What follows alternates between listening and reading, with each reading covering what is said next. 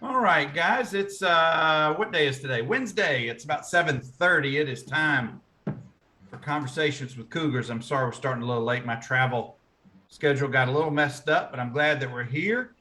And I've got David D.R. Forrester with us, class of '08, played for Chip Harris. D.R., thanks for making some time for us tonight, bud. Appreciate it. Hey, no problem. No problem. Well, in case you guys hadn't seen or been in touch with DR for a little while, he is the OC at Headland. Are you guys, let's see, it's mid-July, almost third week of, June. Are you guys in a dead period, or what's going on for you guys right now getting ready for the season? Right now we're working out 3 days a week, Tuesday, Wednesday, Thursday, 8 to 12, just normal working out, doing a few things, just trying to combat this heat right now. I think the high was 101 down here today. So what is everything indoors? You got some air conditioning, or are you trying to get them conditioned a little bit by exposing them a little bit to the heat? Yeah, we'll go a little bit to the heat, kind of run and conditioning type stuff. And then, of course, your working out is going to obviously be inside. What classification is Headland these days? They're now 5A. Wow, that is crazy. Yeah, everything down here in Dothan's growing. They're 5A, Rehoboth's 5A, so it's expanding down here. DR, 1,000 years ago, those were 1A schools. Yeah, 1 or 2A schools. Or yep. 2A schools. Yep. Who are some of your rivals? Who's on the schedule each year? Well, we're still playing. Obviously, the big rival is Abbeville, and they're still lower in classification, but we still got them on the schedule this year. So that would be a big game for us. Okay, well, very good. Well, guys, DR played for Coach. Coach Stewart is the head coach at Abbeville. I was going to come to that. So, we got a little rivalry going on between the coaches as well. Well, I was going to say, with you having played during Chip Harris's time, 04, 07, 08 time period, but Coach Stewart was one of your position coaches. Yeah. Talk a little bit about that friendship and now the rivalry, because I think he has at least 1 or 2 former Northview, either coaches or players on his staff. Yeah. Talk about that. Yeah, he's, Coach Stewart's always kind of been like my mentor. If it wasn't from him, I wouldn't have got into coaching. He came in when I was a senior and really gelled together. And, obviously when I got started getting finished with school and whatnot, he gave me a chance to be his offensive line coach. I'm actually the only person that he's let do his offensive line besides himself as a head. I was just getting ready to say you were the line coach for 5 seasons, I think, 2012 to 2017 for Coach Stewart at Northview. And for him to turn that over to you or to trust you, 1, that shows some real skill set by you, and 2, some real trust by him. Now, I'm sure off the field, you guys may even go for lunch, break bread, have a beer, whatever. But when it comes to kickoff, how was that last season when Abbeville took on Headland? Well, we played last year. I was actually at Houston County with Chip. Okay.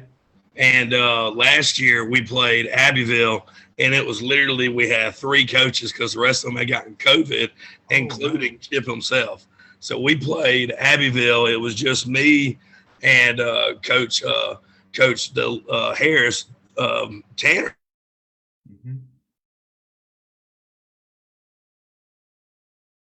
Oh, I think we got a temporary internet connection issue. Hopefully DR will be right back with us. We'll give him just a second or 2. Let me tell you a little bit about DR. Not mistaken, this will be the 3rd time that me and Stewart have gone opposite now. The first being when I was with Cottonwood, and when Cottonwood played Abbeville, that was the year he had that was the year he went to the state championship. So obviously that was a rough game for Cottonwood that night. He got me that night, but I got him last year. And so I guess this will be the 3rd one coming up. And I think it's the second week of the game, or the second week of the season. So if anybody's in the Wiregrass area and wants to see some good football, I think it's going to be at Headland early August. So y'all get out and pay your money. And no worries, the temperature will be in the low 70s, no humidity. It'll be yeah. Well, DR, we got Chase Letcher, one of my old neighbors and classmates, has signed on. And we got Shirley C. and says, hope you and the girls are doing well. Yeah. Old Shirley. She, obviously, if you went to Northview, you probably know Shirley C. And when I came back and was working there, me and her worked together in a resource room down there on the 900 hall together for 2 years, and she's a great lady, if you went to Northview and didn't know who Shirley C was, I don't think you went to our Northview. That'd be another one in another city or state, but certainly that's right. in Dothan. DR, let's talk about growing up in Dothan. Your cousin Preston Hatcher, you guys were a year or two apart, I think, growing up. What's the age difference? Who's older? I'm older. We're 3 years apart. So we really didn't get to play football together till I was a senior and he was a sophomore up there at Northview. Growing up together, very competitive. I was always a little bit bigger than he was, but he was always a little bit more athletic than I was. And so that going back and forth playing games and whatnot, that kind of always came into play. And then when he finally got to be, we finally got to play together because, middle school football is only 2 years. Right. So you get that third year. So when we finally got to play together, it was a big deal for us. He wound up. It was great. How far apart did you guys live? Were you near each other? Oh, man, he lives, I live in the middle of the Garden District, if anybody knows where Dothan is. And we lived right off of Choctaw on Santa Helena, right when you're getting into the Garden District. And they live back on Pontiac by First United Methodist. And so we're literally, bike riding from each other. Oh, that's great. So close to the family. You're the big brother to the little brother in this equation. That's cool. Yeah. You can say that. Now he's more like the big cousin. He's accomplished some stuff that we're really proud of. Last year, our grandfather passed away last year, and he actually won the 6A state championship. Months after that, and that was a big deal for us, and we're very proud of him being up there in Birmingham. I was so glad to have Preston on a few months ago, and he posted after his ring came in. That's some awesome bling. If you guys haven't seen that ring, go back in and go find it in our group. That makes our 85 and 81 team rings look like it came out of a little quarter machine. You just turn the knob and our rings come out. He comes out with this hunker of a ring. It's awesome. And Clay Chalkville is a tough program, and they did well this past year. That's for sure. Well, DR, let's talk about growing up in Dothan. Did you move to Dothan as a kid? Were you born in Dothan and always lived here? Like I said, we're a small family. My granddad moved down here in the late 60s to coach at Dothan High. And from that, he had 3 kids. And from that, one being my mother and one being Preston's mother, and then he had Charles. And so basically, that's all our nucleus here in Dothan. And we really don't have, besides, whoever we married, who my mom married into the or my dad's side of the family, obviously. But besides that, we have a small, close knit family. There's only about 7 or 8 of us, and that's who lives in Dothan, and we all live right in the middle of the Garden District. Well, for you guys who don't know who his grandfather is, it's Coach Bobby Sirmon, who coached at Dothan and was so well known for many years in the sports circles in Alabama. That's for sure. And I knew Charles and I were in school together back. Oh, yeah. That probably would have been about the same time, wouldn't it have been? Yeah. Well, DR, let's talk about sports. Was sports always part of your childhood, or did you have other interests and you had to be talked into it, or how did you get into any sports as a kid? Well, we're a big sports family. Everybody played football, and we really pushed towards that. Growing up, I played baseball, but let's say my skill set wasn't really towards baseball, I would hit a low line drive down third base, and I would try to run over the first baseman. I just wanted some contact. So I was looking for some contact. That's right. I was always trying to snip out contacts. And when we finally got to play football over there at Westgate, that was I really kind of found the sport that I should have been playing. Also played a little bit of basketball, believe it or not. I wasn't bad, a little basketball player, but obviously being 5'11" and 300 pounds, that you're not going to get to play too much basketball. Hey, everybody has their strengths. It's how quickly you recognize what those strengths are. Then you can start capitalizing and working on those. Now, where did you go to middle school or junior high? I guess it was middle school when you came. Well, I went to Girard, and then it was right when they started doing the magnet stuff. So we actually, I guess it would have been 8th grade year, we had some kids go over to Carver, and then they would come over and they would be a part of Girard. And so we had a couple of us stay at Girard, and then we had some kids that would bus over from Carver. And so I played at Girard under Coach Ferris, who does FCA down here in the Wiregrass. Mm-hmm. Mike Ferris got his start during our years way back in the early 80s. Now, back then, when I was coming through Girard, we were known as the Girard Rebels, which is not so PC anymore. It was by the time you came through, what had they changed to? Nah, it was still the Rebels, baby. We were still blue, red, and white, and all that. I think now it's what's the Bears or something like that. I don't even know. If any of you guys watching with us, hey Jerry, if any of you guys who are watching know what Girard is currently called, I know that they went PC several years ago, but I wasn't sure if it was during your time or later. Oh yeah, we're still early 2000s, wasn't as politically correct yet. Now, when you were playing at Girard, did y'all practice behind the school, or did you have the luxury of going to a real field to practice? No, man, we practiced over there off to the left of the school in between the two baseball fields. And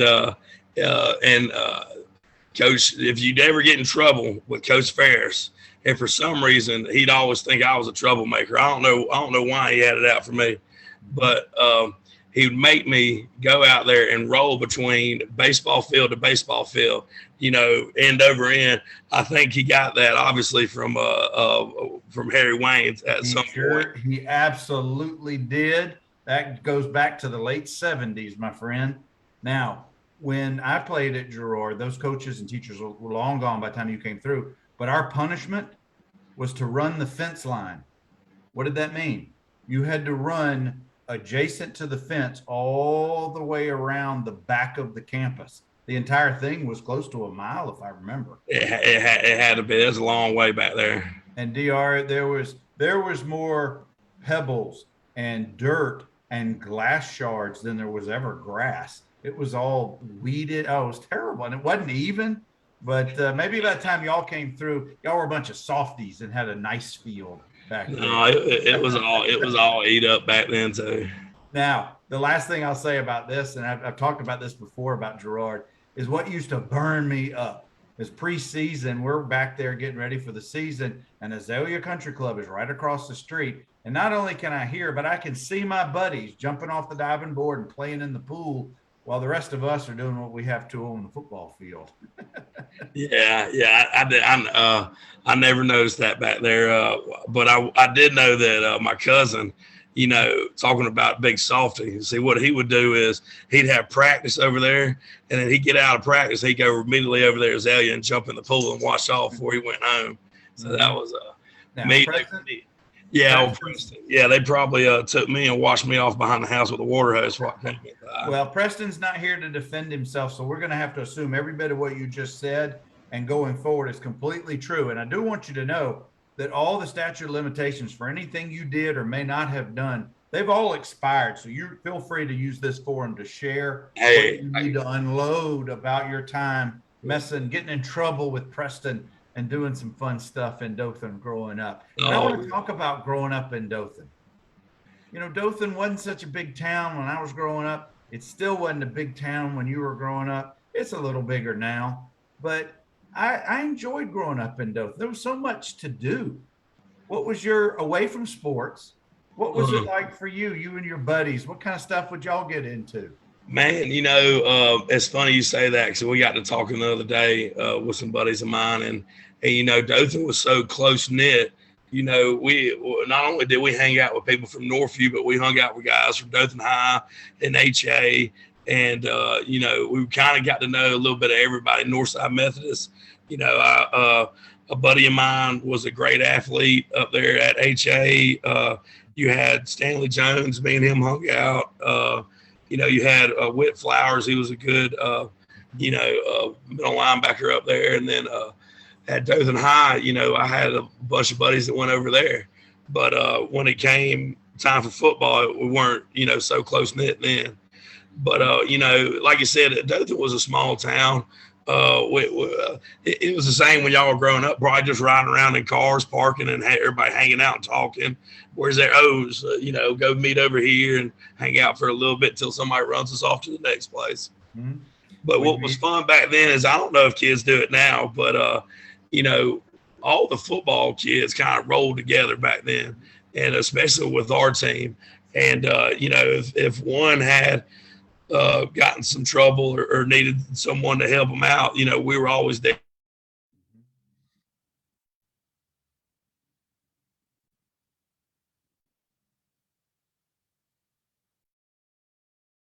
I think his internet is temporarily out. We'll give him a few seconds.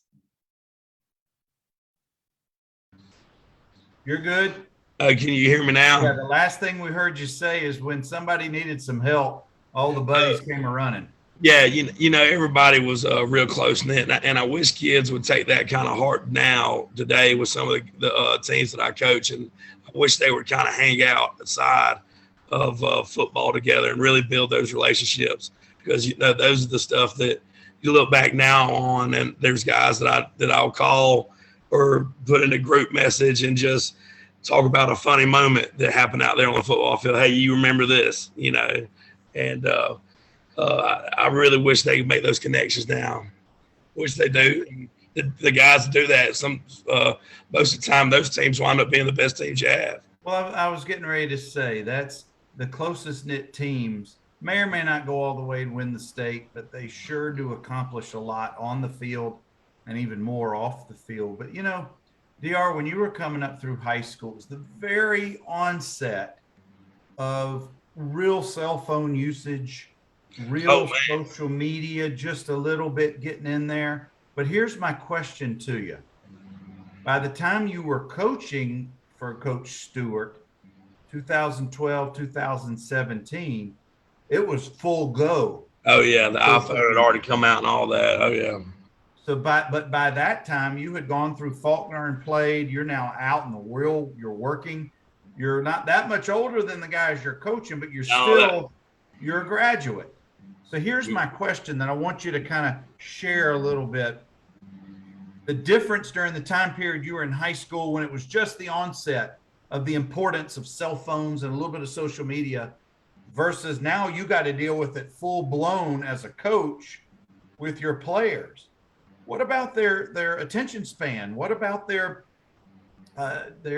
devotion to the team effort and so forth? Share some of that experience about going from being a student to being a coach, and how did you deal with all that? Well, as a recruiting aspect, now social media and cell phones can be a great thing. When I was coming up, we used to have to burn DVDs and send DVDs all across the country. I remember we had it was a 10-track, big box, whatever, computer console, and we'd put one DVD in there and burn 10 of them. And then we'd have to PO box it off to wherever. And now you literally everybody has on their phone has Huddle. So that does two things. And like you said, it creates a double-edged sword with social media. Maybe kids believe a little bit in themselves too much at times, but also you can get them to watch film right off their phone and in a snap of the fingers. I could text, say we're in practice and we didn't get to watch film after practice, and I wanted a kid to watch something, and you go right on his phone, pull it up, and I can have notes in that clip of what he needs to work on. So that aspect is great. And then with social media, also these coaches have access to Huddle. Huddle is an app where you can go on there and watch film. I don't know if you know what I'm talking about. I do. Okay. Very much so. And so, now you have these recruiters that can go right in there and kind of find the kids a lot easier, when back in my day, you didn't get recruited like that. For instance, we had a kid, this one of my good buddies, he was in my wedding, Spencer Pipes. So you take him, for instance, at Northview in 07, he got recruited by Duke. That was the only school looking at him, and they're really just looking at him for, good athlete, and he's got 4.0, but then he goes to Atlanta and he breaks that Sparks camp record. So then he gets a little bit more notoriety, and that's what finally led him to get into Auburn. Well, if he didn't have that Sparks camp, he would have only ever went to Duke and never got a chance to actually go play for where he wanted to in Auburn, and nowadays, now you have that Huddle. It's a lot easier access to be able to get to, coaches to come in and see how you are. Absolutely. Now, granted, Duke is a pretty decent fallback school, but I understand your point of being seen at a recruiting situation. Yeah. And before really Huddle was ever a tool that was utilized. I know we're getting a little bit off of our journey, but I want to stay on this one more thing because of your unique position, coaching on the offensive line, coaching high school seniors and juniors, particularly now that the NCAA has gone haywire. There's no more such thing anymore as amateurism, transfer portal, the NI, name, image, and likeness. But this is my question to you. Has it reached your high school experiences where you've been the last year or two that branding is important to these kids as much as trying to get recruited to play? Hey man, and not a knock on Houston County. We have some great kids down there, but Houston County and Columbia, Alabama, you said something about Brandon. They thinking they gonna go out there and put something on the back of a cow, and burn their initial on the back of a cow. They didn't have a clue what Brandon was, and I hope this year at Headland we'll have some kids that will produce enough to be a part of some kind of brand or whatnot. Was really what I see is what's hurting some of these kids coming out of high school with all this is now people are taking those JUCO kids and those transfer portal kids instead of giving a chance on a high school senior. Yeah. Now they can take a 20-year-old that's already been a part of some college program and they know his track record and his background. They're not having to take a gamble on an 18-year-old kid. And that's what's really hurting some of these high school kids is they're not, they're getting over-recruited by JUCO schools and stuff like that. DR, I saw a statistic, and I wish I'd have pinpointed where I saw this. On average, each football program in D1 has 10 to 12 kids in the portal at any given time these days. Yeah. And that's such roster turnover. That's so just like you just talked about, the recruiting now comes from junior colleges and the portal. And it may take away from the kids coming out of high school who have legitimate shots and they're just not getting recruited. Yeah. And it's going to take a few years for all of this to calm down, but it won't surprise me. Like a few years ago in basketball, Zion Williamson had a couple of million followers on Instagram. He was one in a generation player coming out. Not the average kid has a couple of million. But clearly he already had the mindset, I'm coming through Duke. I'm only staying 1 year. I'm off to the NBA. I'm going to build my brand as much as I can. But I can see where high school kids are going to start doing that. And I hope for folks like you, coaches on the ground level in these in the smaller towns, that it doesn't become an issue for you. But you better get ready for it because I'm sure one day it is. Sure. And And, you know, that's kind of what I got into coaching for is, you know, we're at the end of the day, you know, you may be judged on your record or your stats and whatnot, but I want to be judged on what type of kid come out of whatever program I'm working for at the time. You know, if they come out better, if they come out and all I want to get out of a kid is to teach him that hard work pays off. And that if he goes out there, whether it be a relationship or a job, if he puts hard work into that, he's going to get a good outcome out of it in the long run. And so that teaches him to be a better man at the end of the day. And that's where I try to hang my hat on at the end. Did I do that or not? So that's so admirable. I love that. And I want to ask you, DR, how much of your high school and college experience about playing ball on those two levels contribute to your desire to go into coaching as your profession? I mean, you know, with our, like you said, our grandfather was a coach. Everybody in my family is in education. My cousin's a coach. I'm a coach. You know, it was kind of part of, you know, it was almost like a family tradition. You know, it was hard to stay out of. But I definitely got molded in that. When you get done playing football, you miss that sense of that locker room community, you know, so you always feel like you're trying to chase a part of that. That was a big thing for me of trying to get that sense back.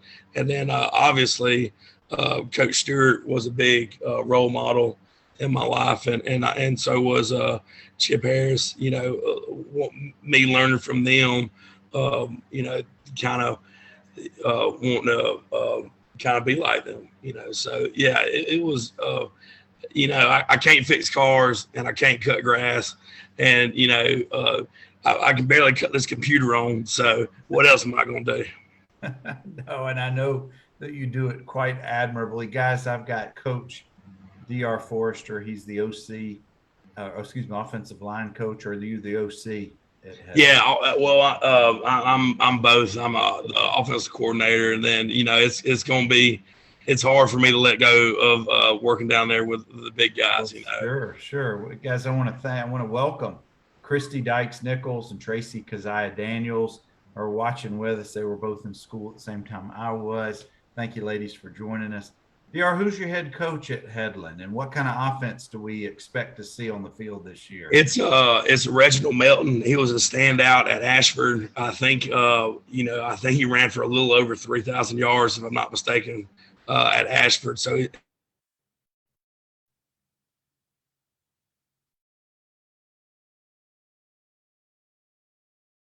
got a low connection again. That's okay. He'll come back in the next few seconds, guys. Can't hear me.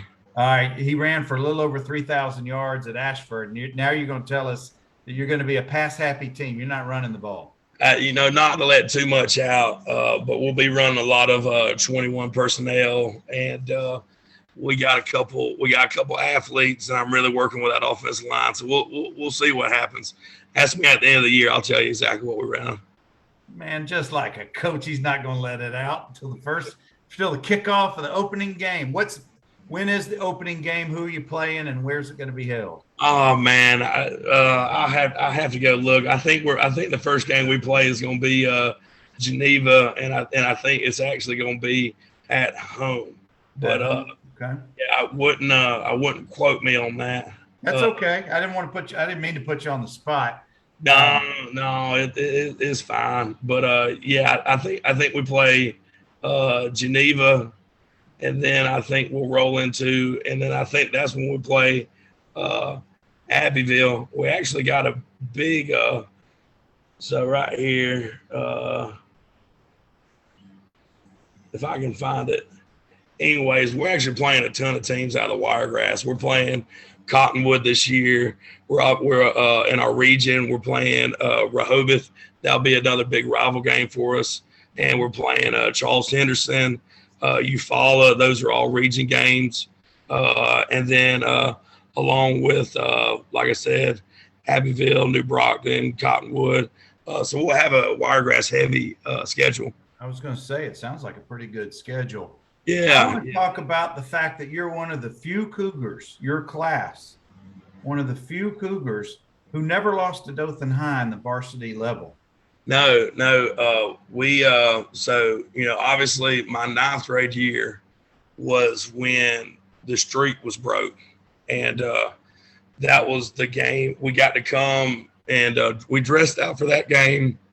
And I think the next week we played Dothan High. But a lot of us didn't get to play that game. There was a handful of us. I went in for a play or two. Spence played a little bit. We had a center that played a little bit named Tyler Hall. Patrick Reynolds might have played a little bit. He was a big athlete. Anyways, so when we started from my sophomore year to my senior year, we never lost to Dothan High.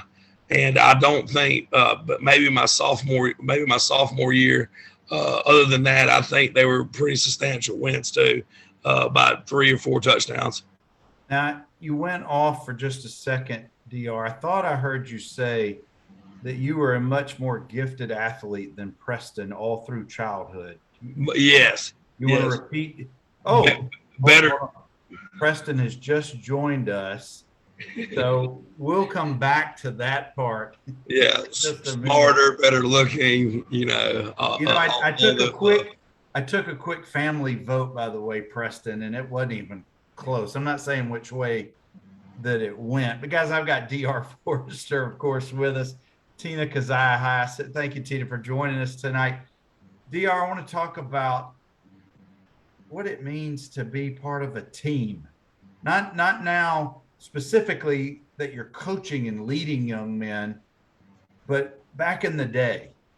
And I know that Preston says you have a radio voice right now. We know that, Preston. He's hoarse. I want to talk about, I bet if you were to name a couple of your buddies from back in the day, and you think about some common fun thing that you guys got in trouble for or did or whatever. I don't care if it was part of the playing ball or just out in the country, whatever. Does it take you right back to that time and place with those same buddies, even though it's been many years? Oh yeah. Hopefully not a lot of younger kids are listening to this right now, but we had a close knit group of guys. I can almost name, starting on the offensive line, we had guys that played offensive line at Girard all the way up to Northview together. We had one line, almost full of seniors. We had Tyler Hall was our center. He was an undersized guy, gritty, probably never had a bad snap in 3 years at Northview. We had Ross Morgan. He was a big guy. He actually got the scholarship offers also from Faulkner and Huntington. We had another big kid, Paul Morrow. And then obviously we had Preston. And then we had a junior, Therese Salter, that would come in. And that was about our 5 or 6 guys. Then our quarterback was BJ, was a sophomore. And then he split time with Coachman. And then running back, you don't get a better athlete than Patrick Reynolds. He should have gone and played at UAB. And then on the receiving side, we had 1 year JJ Johnson was out there. We had some good receivers, and our defense was probably our best. Defensively, the defensive line that year that I was a senior was so good. That's probably what made us good on the offensive line. You had Brandon Butler, Ivan Freeman that went and played at Faulkner with me. DT, he was one of the Thompson brothers. You had Justin Thompson, Derek Thompson, and then he was the oldest out of them. And then on the backside, of course, you had Spencer, Matt Mims, and EC, who's now he works for Corey Young. He works for Kansas City Chiefs now. And then so we had a very salty defense. But so going back to my story, there's an incident, and I'm not going to say much about it, but there might have been an incident where somebody got in some trouble at the Sherman Williams parking lot and off the circle. And, we had to go and back them up. And there was a lot of football players out there that night. And let's just say we we came home with another W. It wasn't on a Friday night. Any video or photographic? Hey man, back then we were a great generation in that we were right before you could really tell anything on cell phone cameras and all of that. Now everybody would be doing that. Hey man, you'd be still getting in trouble for stuff we did back then. That's right. That's right. I tell you, somebody who made sure there was no trouble. That's Coach David Ryan, who's just joined us. Thank you, Coach. He was always law and order around that program. DR, let's talk a little bit about playing in college. At what point during your high school years did it really percolate and become either a goal or the reality that you were going to be able to play on the next level? Man, growing up as a young kid, my granddad played for Alabama, so obviously I always wanted to go play for Alabama. And I wasn't a bad football player, but being 5'11", you're probably not going to get to go play guard for the University of Alabama. You know what I mean? I mean, I was the one of the more standouts up there at the time at Northview, I guess you could say. But, at that size, I wasn't going to get to go. So it was kind of a realization of not going to get to go play at that high level like I want to, but getting to find something to where I could still get to compete and play the game that I love. So it was a good experience, but nothing relates to playing at the high school level. I watched Preston's interview from earlier, and he said the funnest he ever had playing football. And this is a guy that won a championship at Jack State, but he said the funnest he ever had was playing his 10th grade year next to me in high school. And I can literally say that was the same thing for me, Awesome. DR, when you realized at the end of your Faulkner years that the NFL or Canadian ball or pro ball was not in the cards, it didn't take you very long to go from college to get into with Coach Stewart. Yeah. Talk a little bit about, did you stay in touch with Coach Stewart during your Faulkner years? Well, what happened when I was at Faulkner, I got up there and started playing, and I tore my ACL, MCL, and meniscus. And I did the trifecta. Me in that year, there was two people to do it. And then we both had surgeries in there in Birmingham. And the two people that one went to Dr. Andrews and I went to the other one. Obviously, the person who went and saw Dr. Andrews was Tom Brady. He tore all three that year too. And so, but anyways, after I tore that, Coach Stewart came to my dorm room and really tried to convince me. I told him I wasn't going to play no more, and really tried to convince me to stay at it. And I said, for him, I said, I go back and I'll try to do it. And long story short, I got a staph infection, which kind of knocked out all that. I got to where I couldn't play no more because of that staph infection. And, me and Coach Stewart always kind of stayed in touch a little bit. Him and Preston obviously being really close. And then when he got the job at Northview, it was like a no-brainer. He got the job, and then the next day I just showed up, and then I just wouldn't leave. I was like that guy they would say, hey, I'm just going to go grab a mop and just start sweeping the floor, and just never leave. That's what happened. He got the job in 2012, or it might have been, I think it was 2012, right before spring training started, and I just started showing up every day. Awesome. And by the end of it, I was his offensive line coach, and I started as a special ed aide up there. I guess, they couldn't run me off, so they figured they might as well just give me a job. Some of the best stories start just like that. Clearly you had the aptitude, you had the desire, but then you just kept coming back. And clearly with your relationship with Coach Stewart, he knew what you were about. He saw your heart. He saw what was here, and that just seemed like a natural fit. I want to welcome Laura Sirmon Hatcher has joined us just now. Of course, we've got DR Forrester with us this evening. DR, do you get more enjoyment from your coaching days and seeing the development and the wins and the losses, the successes and the not so good outcomes with your players? Or was it during your time period coming up in high school and college? I know those are now more distant than what's currently going on with you. But and the reason why I ask, a lot of coaches as they get into the years, and I know this isn't your first year, you're 6-7 years into this. You almost kind of this will be my this year will be my 11th year. I'm sorry, your 11th year. You're almost like your children, your sons coming through. I know you're a girl, you have daughters, but you got a whole bunch of sons, some big boys that you look after as well. But which can you quantify? Does one give you more satisfaction or enjoyment than the other? Now I get a lot of enjoyment out of getting to watch kids grow, and I like seeing kids be put in hard situations and overcome those situations, and getting to be, maybe a little bit a part of them being able to grow and being able to overcome that. With me playing, I was.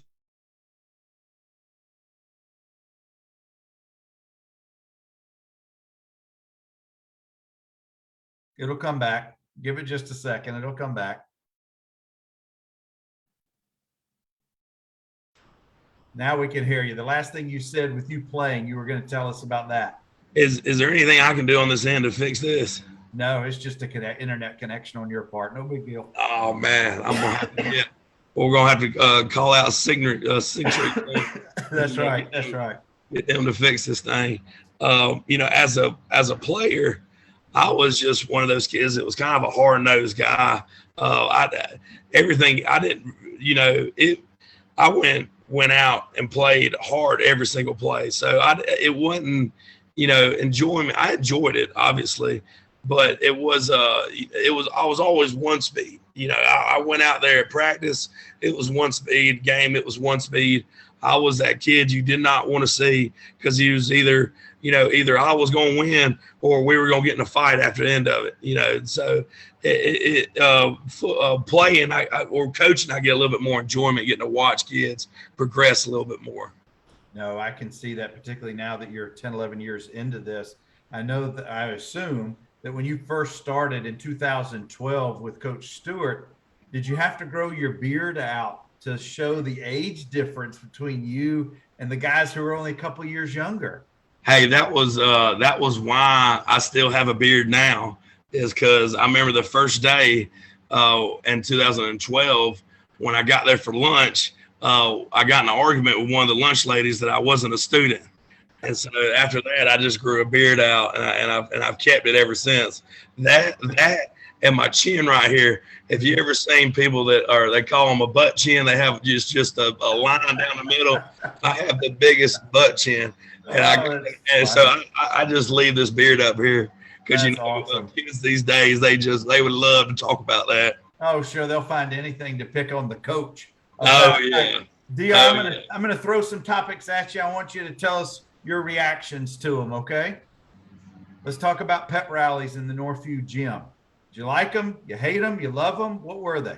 Man, I obviously love pep rallies. I got to watch. It's so funny the difference between me and my cousin. That I was watching you talk to him, and he was like, he's very robotic. He's gonna sit there and he's gonna give you the I didn't want to get too hot for the pep rally. That's for the cheerleaders and the crowd and all that. Well, I was the opposite. I was out there running around, doing a cartwheel, shoving people around. I was getting into it. I enjoyed it. I miss, I really hate that we had to combine the schools. I really wish it was still separate, and you still have that old gym over there. It's just not the same anymore. But I love the pep rallies. We had a big time. Oh God, a story talking about Ross Morgan. We had one time we were sitting there behind. We were going to run out from you'd run out from where the locker room was. You had the two bleachers, and you'd run out through them double doors. And so we had a big banner up there, and all the cheerleaders are holding this banner. Well, I'm sitting there bebopping around, jumping around with the music and stuff before we go out. and Ross Morgan, he was more so like Preston was, kind of a straight faced guy and all this, and he kept getting mad. I kept bumping into him like, hey, get excited. And man, when they told us to go through that banner, I took off and I ran and I hit that banner. And as soon as I hit that banner, he gave a big old arm push, and I took out a whole row of cheerleaders that were holding that sign over there to the left. And boy, they all just thought it was me just goofing off or something. And so that's a story on old Ross Morgan. Well, you could look at it this way. Ross was kind of your wingman there for a minute. Now, he didn't mean for you to land on 4 of them. Hey, that's everybody's dream, is to land on about 4 Northview Cougar cheerleaders, isn't it? That's so funny. But I had the worst case scenario. I had a twin sister growing up at Northview, and she was the head cheerleader. And so obviously there was part of being 5'11" and 300 pounds and then having the head cheerleader as your twin sister, it was almost off limits. I couldn't hang out with none of the cheerleaders today. Oh man, that's too bad. I always got the big brother treatment. Favorite lunch? Oh, favorite lunch is obviously skipping school and going over there and eating them chili dogs at Ann's Oyster Bar. If they still call that, you know what I'm talking about? I don't. That we couldn't go off campus my years.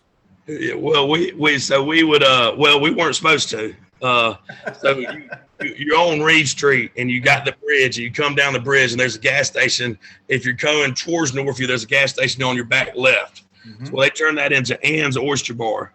And so you could get oysters, and back then oysters were 25, 10 cents a piece, and hot dogs were $1. And they had the hot dog chili dog challenge. If you could eat 15 hot dogs in 30 minutes, then you get it for free, and you get your picture in there. And I think I ate 13 in 15 minutes, and then we had to go back to class one day. So I didn't get I remember I didn't get my picture on there, and I still had to pay for it. I think it was I think it was $36 for 13 hot dogs. Wow. You got ripped off with the time. Well, DR, we for $1.25, we got rectangle pizza, crinkle fries, and lemonade. That was our lunch every day. No. All right, let's talk about favorite classes, favorite teachers. Oh God. And this is, where I wish I was a lot, nowadays I tell my kids that they need to really pay attention and be better students. I wasn't that guy. So there's a lot of teachers I can't remember. But I'll tell you one that was probably my favorite teacher up there was Miss Jeffcoat. If you know her, she did math up there. Okay. And I don't know Miss Jeffcoat, but I've heard her name many times. So I took her, obviously her, Coach Bruner, Coach Chambers. We also had Officer Neal was he was one of my 9th grade coaches. But yeah, Miss Jeffcoat had to be my favorite teacher, because what she would do is she'd put me in front of the class, and I just would sit there with a pencil and a paper.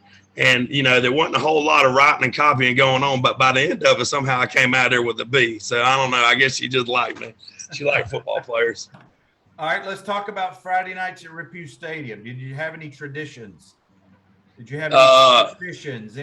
Anything that you always would do? Yeah, I had.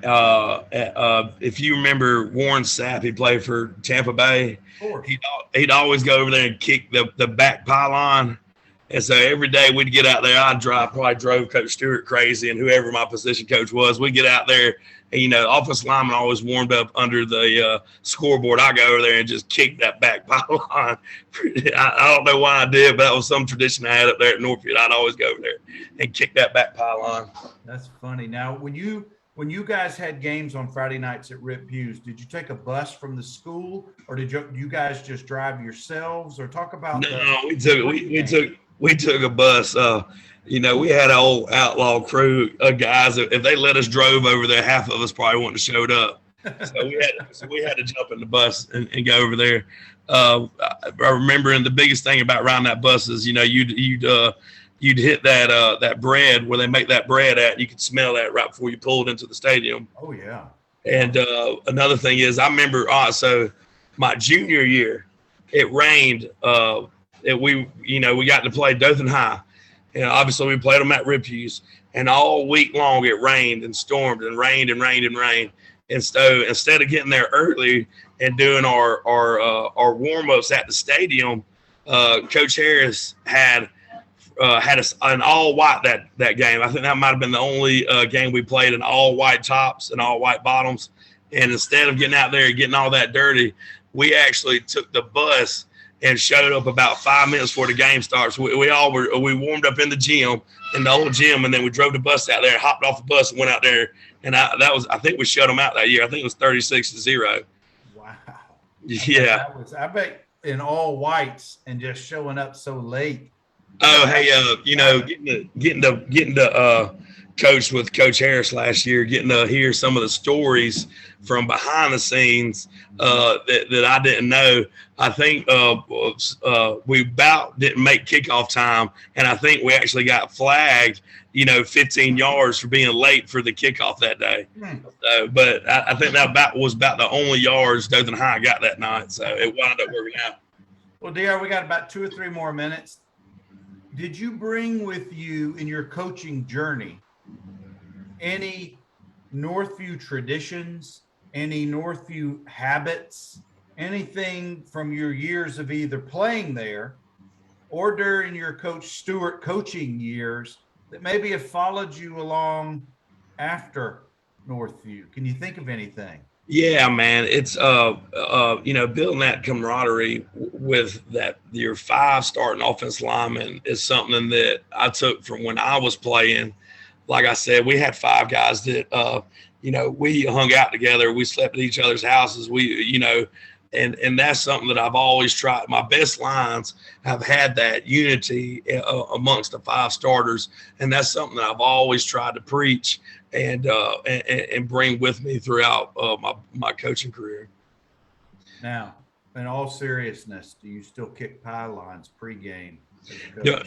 Hey, every once in a while, I'll go and kick that pylon, but I'll get one. You always got one boy that on the offensive lineman that's it's the bless your heart kid. It's the kid that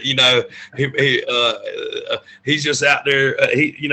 Football is giving him more than he could give football, and he's out there, and I'll go tell him, hey, go pick up that pylon and put it back.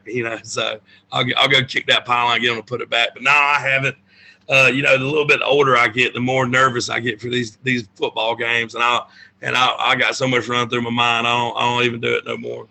DR, the bless your heart kids, that's the heart and soul of your team right there. That's it. Those are the best teammates. Every year there's some of those guys. I can think of the guys from my years. Yeah.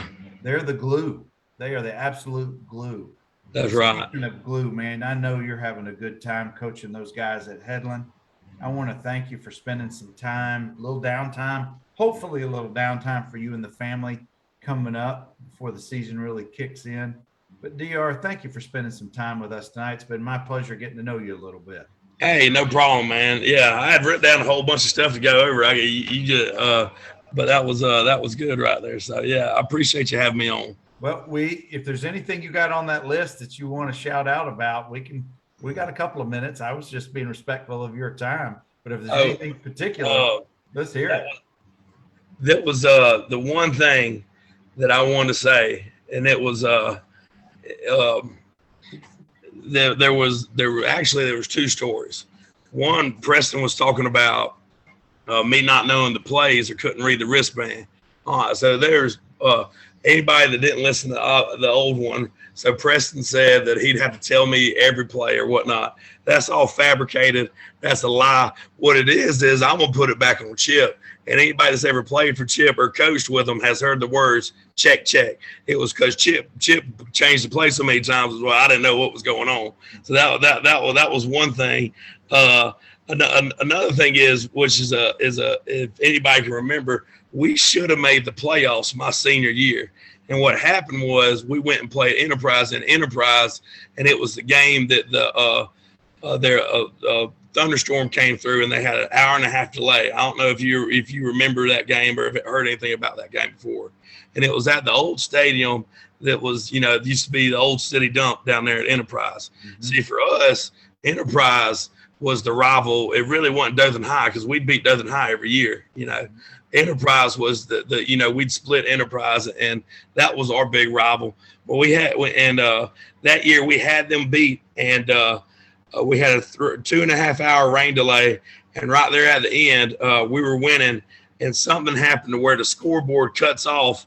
And when it cuts back on, they got about 2 more minutes than they did when it cut off. And they had just enough time to go down there and kick a field goal to win the game. And that was something that I wanted. I didn't know if anybody remembered all that. I've heard from 3 or 4 others on your team about those shenanigans right there. We still kind of hang on to that one because that was the 07 year we should have made the playoffs. Yeah. And we didn't make the playoffs again until I don't know if it was 17 or 15 with Coach Stewart. And we wound up playing Hillcrest, and we played.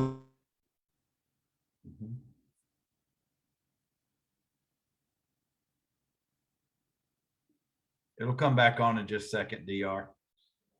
I don't know. It's one thing we can't control is the internet connections, You just keep talking and it'll catch up with you in just a second. Yeah. You're back. We didn't make the playoffs again until, I was with Coach Stewart, and I can't remember if it was 15 or 16. We played Hillcrest and Brian Robinson. Yeah.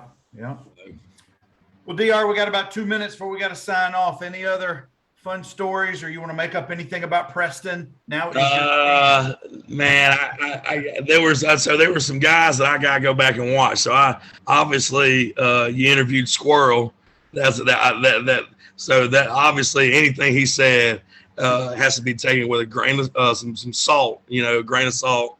I say you interviewed BJ, Caleb Tillman.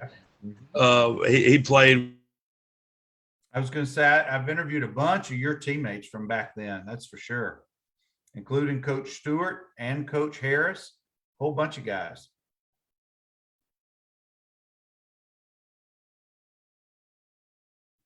Right, and wound up, and then obviously you got Chip. Those are some interviews I got to go back and watch right there. You sure do. DR, I'm getting ready to sign off, bud. Hang on. We're still live, but hang on after I sign off. I got a couple things to share with you. Yes, sir. Guys, I've got a whole bunch more Cougars coming up over the upcoming weeks. Keep coming back Wednesday nights, 7 p.m. Central. I want to thank DR for sharing his journey, his story with us tonight. It's been a fun conversation. You guys take care. Have a fun summer, and we'll catch you again next week.